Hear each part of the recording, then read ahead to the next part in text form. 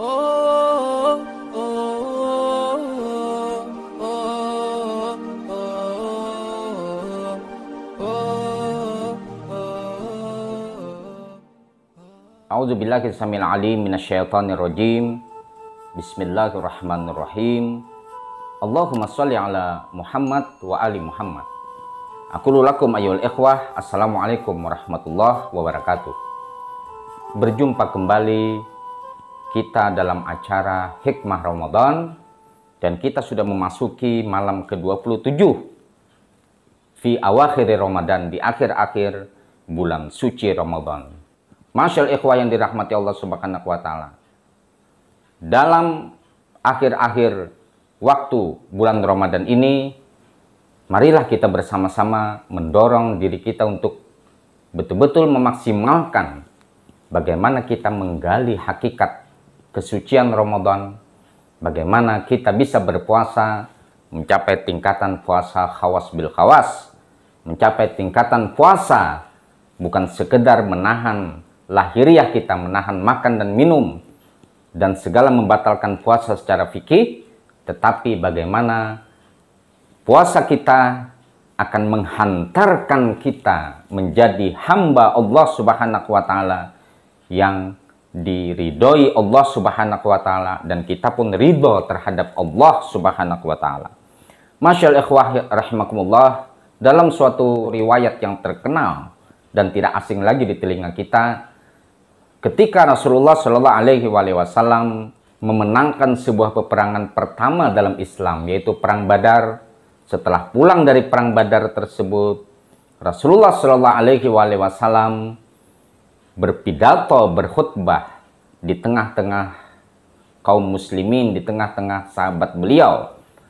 Setelah beliau mengucapkan hamdalah, bersalawat kepada Rasulullah Shallallahu Alaihi Wasallam, kemudian beliau mengatakan terhadap sahabat-sahabat beliau bahwa kita telah keluar dari perang yang kecil dan kita akan menghadapi jihad yang lebih besar, jihadul akbar. Sahabat-sahabat yang mendengar kata-kata Nabi tersebut sangat heran. Padahal perang Badar itu hanya kaum muslimin pada waktu itu memiliki bala tentara yang dipimpin oleh Rasul Shallallahu Alaihi Wasallam sebanyak 314 orang. Sementara orang-orang musyrik Quraisy yang memerangi Islam pada waktu itu dengan logistik persenjataan yang lengkap, ditambah dengan personel yang berjumlah ribuan orang, tetapi Islam bisa memenangkan atas izin Allah Subhanahu wa taala peperangan tersebut. Tetapi Rasulullah SAW malah mengatakan, kita sudah keluar dari perang kecil, jihad kecil, tetapi kita akan menghadapi sebuah jihad yang besar, yang maha besar.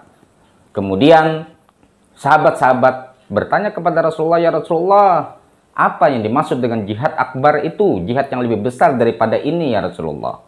Rasulullah Shallallahu Alaihi Wasallam mengatakan, jihadun nafas, berjihad melawan hawa nafsu.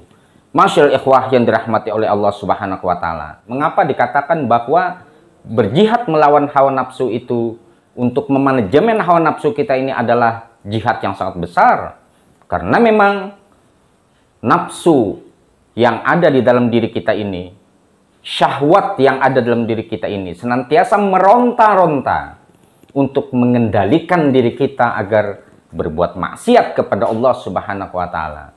Ia tidak bisa diperangi dengan persenjataan militer. Mungkin kita bisa mengalahkan musuh dengan persenjataan logistik militer yang canggih. Kita bisa menaklukkan musuh tersebut, tetapi kita gagal di dalam menaklukkan nafsu kita. Allah Subhanahu wa taala berfirman di dalam Al-Qur'an, A'udzubillahi minasyaitonirrajim. Bismillahirrahmanirrahim. Wa nafsi wa ma sawwaha falhamaha fujuraha wa taqwaha. Qad aflaha man zakkaha wa qad khaba man dassaha.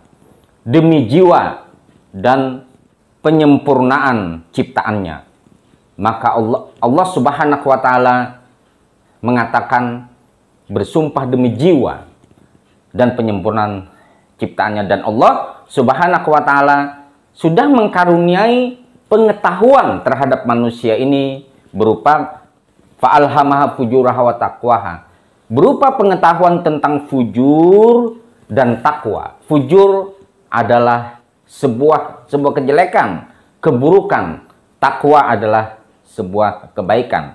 Maka Allah Subhanahu wa Ta'ala melanjutkan, qad aflaha man zakkaha.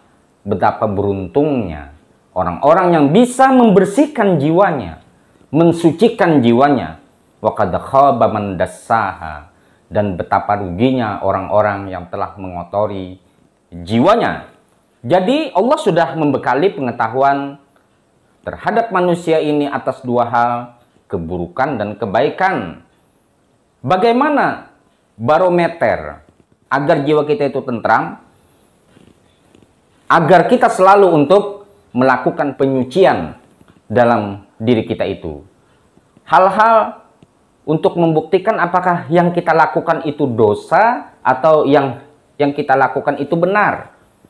Barometernya adalah jika yang kita lakukan itu adalah menenteramkan diri kita, berarti itulah sebuah kebenaran, jalan untuk menuju Allah Subhanahu wa Ta'ala. Jika yang kita lakukan itu akan menggundahkan diri kita, makanya disebut oleh Rasul Shallallahu Alaihi Wasallam, al-ithmu mahaqa fi sadrika wa karihta ayat tali'a alaihin nas. Dosa itu adalah kegelisahan yang terjadi dalam dirimu dan engkau malu untuk mengetengahkannya kepada orang lain. Jika kita melakukan sesuatu, terdapat kegundahan dalam diri kita, berarti itu adalah sesuatu hal yang tidak benar. Karena batin ini Allah Subhanahu wa Ta'ala memberikan pengetahuan kepada manusia berupa fujur dan takwa.